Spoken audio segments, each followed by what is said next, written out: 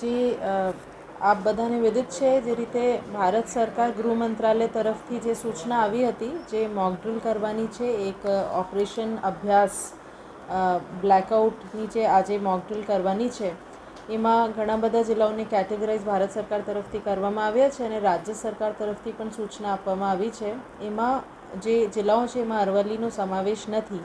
પણ સાવચેતીના પગલાંના ભાગરૂપે અમે પણ આજે બધા વિભાગો સાથે અને ખાતાના જે વડાઓ છે એમને સાથે મિટિંગ કરીને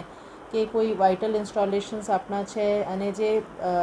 એક પબ્લિકમાં એક અવેરનેસ સાવચેતી એ ફેલાય અને કોઈ એમાં પેનિક નહીં રહે, પણ આપણે જે છે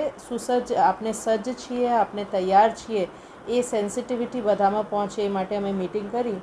સાથે સાથે એક મોકડ્રીલ આજે કલેક્ટર કચેરીમાં કરવામાં આવી.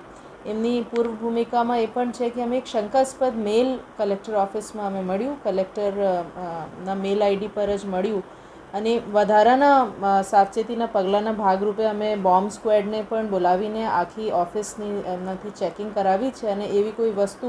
સદનસીબે મળી નથી, પણ એવા એક મેલ મળ્યા હતા એટલે અમે સાયબર ક્રાઇમમાં પણ એમને રિપોર્ટ કર્યું છે અને એમાં ગુના નોંધાવવા માટે પણ પોલીસને સૂચના આપી છે. એ સાથે સાથે અમે જે છે